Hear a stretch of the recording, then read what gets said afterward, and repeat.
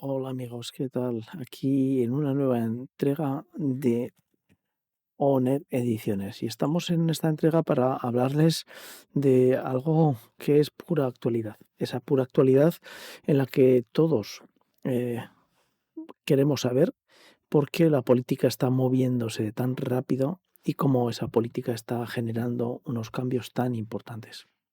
Sí, hoy quiero hablarles de un panorama que no podemos ignorar. Un escenario que se está desplegando frente a nuestros ojos mientras algunos prefieren mirar para otro lado. Vamos a hablar de Donald Trump, de cómo su regreso al poder está deshaciendo todo lo que Joe Biden, en una herencia envenenada, intentó construir.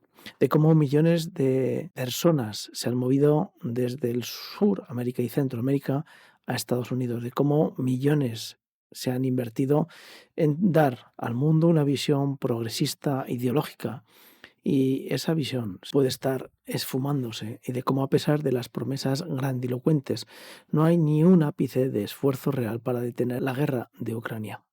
Y luego, en segundo plano, pero no menos importante, vamos a poner el foco en Santiago Abascal, un personaje que se vende como defensor de valores, pero que en realidad traiciona todo lo que dice representar. Sí, no es exageración. Y les prometo que al final de esto lo van a poder entender y entender de forma clara. Es claro que en un diagnóstico rápido, la política de Biden y sus aliados europeos ha debilitado la soberanía, ha empobrecido a la clase media, ha criminalizado las tradiciones y ha entregado las instituciones al dominio de una ideología que desprecia la libertad individual. Pero la resistencia es posible. Y no solo eso, es necesaria. Trump ha comenzado a hacer una reconstrucción del orden socavado. Sí, no sonríamos. Ese orden que es simple y llanamente poner sentido común a nuestras vidas. Cuando John Biden asumió la presidencia en 2021, lo hizo con la promesa de unir al país y fortalecer la economía tras la pandemia. Sin embargo, su administración no tardó en convertirse en un experimento fallido de intervencionismo y censura ideológica. En lugar de restaurar el equilibrio, profundizó la división, promovió políticas que atacaban la autosuficiencia del país y utilizó el aparato estatal para imponer una agenda que debilitó las instituciones tradicionales. Las reformas de Biden han sido una catástrofe para la clase media y para la industria. La energía se ha ido por los cielos, pero es que el trabajo ha desaparecido para la clase media. Se ha debilitado la producción nacional mientras se priorizaban las importaciones de países que no respetan las mismas normas laborales ni medioambientales. La energía barata y accesible ha sido sacrificada en nombre de un ecologismo extremo que solo beneficia a grandes corporaciones. Y la seguridad se ha visto comprometida con políticas de fronteras abiertas que han generado un aumento descontrolado de la inmigración ilegal y de la criminalidad. Sí, amigos, cuando existe un descontrol de la inmigración, pues no es de extrañar que aparezca la criminalidad. No porque las personas que vengan sean criminales, sino porque el hecho de no encontrar trabajo, no tener un arraigo social, no encontrar unas relaciones familiares y humanas suficientes, acaban llevando a las personas a situaciones extremas. Pero la política de Biden no solo ha afectado a Estados Unidos, su influencia ha servido como modelo para que gobiernos europeos sigan una línea similar. Hemos visto cómo en España, en Francia, en Alemania se han adoptado las mismas estrategias, más regulación, más impuestos, más censura, todo disfrazado de un control de la desinformación, más desprecio por la identidad nacional y todo en busca de, pongan ustedes lo que quieran. ¿Qué está haciendo Trump en su regreso? Pues exactamente lo contrario. Ha dejado claro que Estados Unidos no puede seguir atado a un modelo que lo empobrece. Su plan es claro, muy claro. Recuperar la independencia energética, eliminando regulaciones innecesarias y permitiendo que la producción nacional vuelva a ser competitiva. Reducir la carga fiscal sobre la clase media y las pequeñas empresas, en lugar de seguir beneficiando a monopolios que viven del favor estatal. reforzar la seguridad con una política de inmigración que garantice que quienes lleguen lo hagan de forma legal y para contribuir al país. Devolver el poder a los ciudadanos mediante un sistema que premie el esfuerzo y la autosuficiencia en lugar de fomentar la dependencia del Estado. Esto no es solo un cambio de rumbo, es una restauración del sentido común. ¿Y qué hace mientras tanto? ¿Qué hizo mientras tanto Europa? Pues la sumisión a una agenda destructiva. Mientras Biden imponía su modelo en Estados Unidos, Europa no se quedó atrás. La Unión Europea ha sido cómplice de esa estrategia, convirtiéndose en un instrumento de adoctrinamiento en lugar de un espacio de cooperación. Bajo la excusa del progreso, se han destruido industrias enteras, se han restringido derechos fundamentales y se ha promovido una visión donde la cultura y la historia de las naciones deben ser diluidas para dar paso a una identidad artificial impuesta desde arriba. Sí, es toda una ingeniería social. España es un caso emblemático. El gobierno de Pedro Sánchez ha replicado las políticas de Biden con entusiasmo, a pesar de que Biden poco tenía de amigo y de relación con Pedro Sánchez. Pero Pedro Sánchez supo ver su oportunidad y ha promovido una ley de censura encubierta bajo el pretexto de combatir el discurso de odio. Ha incrementado la burocracia hasta niveles insostenibles para los emprendedores y ha hecho de la dependencia estatal una herramienta de control social, porque las personas, cuando sus ingresos vienen del Estado, creen que ese dinero del Estado es del Estado y no de la economía y de la riqueza que se generan en ese país. Claro, en España esa riqueza se ha sustituido por más préstamo, más dinero, haciendo crecer nuestra deuda internacional de una forma exponencial. Pero no solamente lo ha hecho Pedro Sánchez, lo hizo Rajoy y lo hizo Zapatero.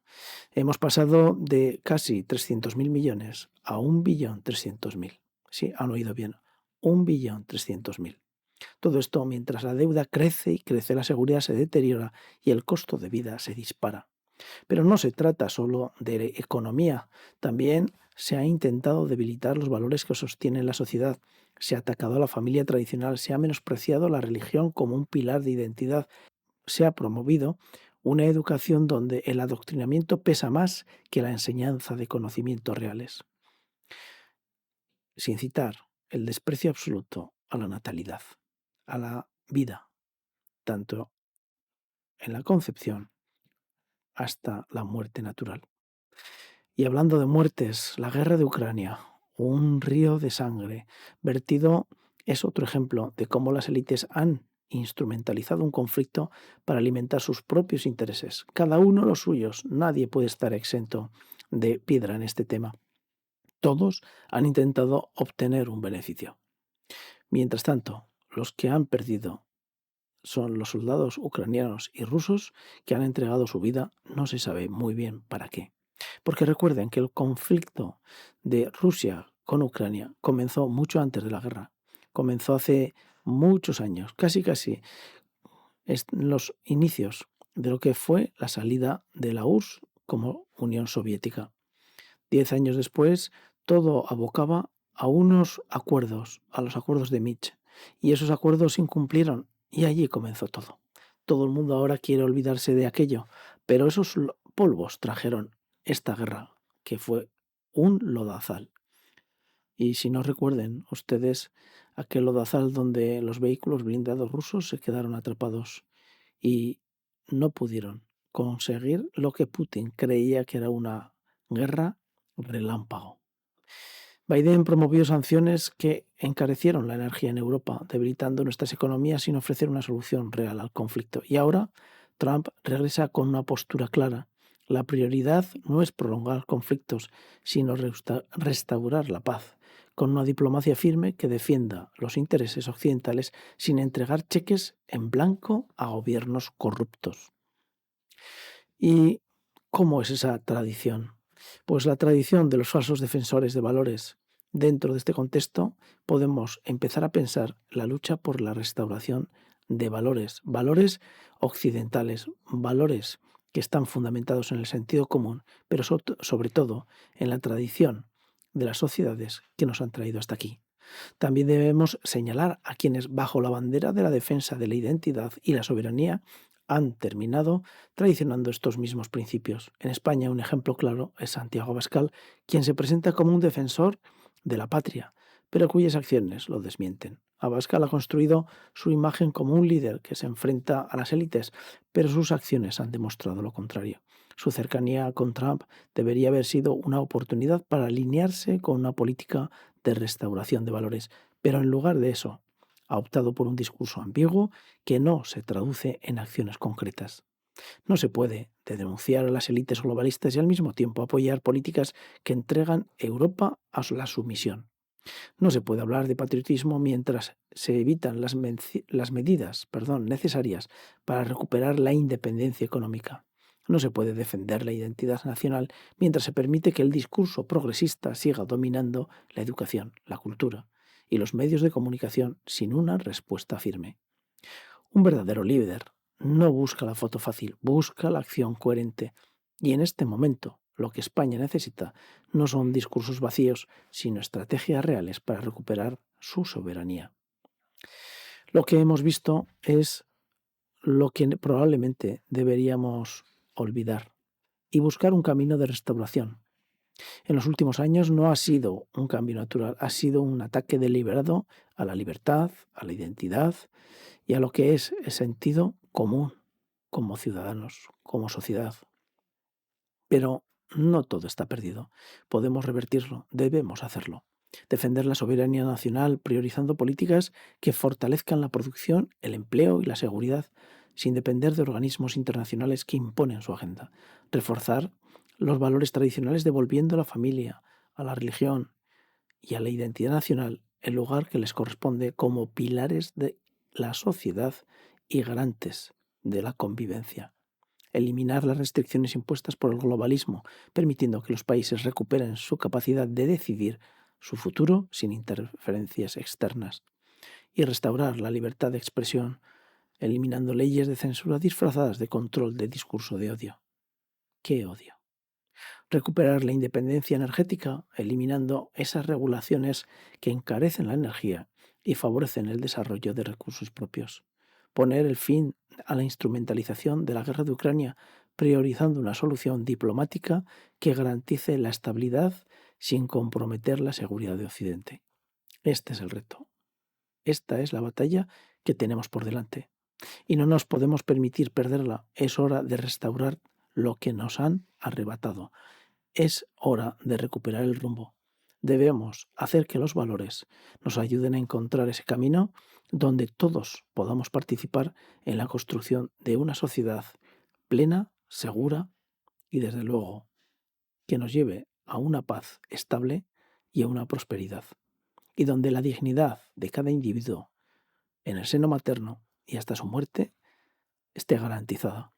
Y donde tengamos claro que la natalidad es un elemento importantísimo para construir y fortalecer la nación, un país y desde luego la cultura y el pensamiento de sus gentes. Hasta aquí este podcast donde lo único que pretende es dar luz y una opinión más dentro del conjunto.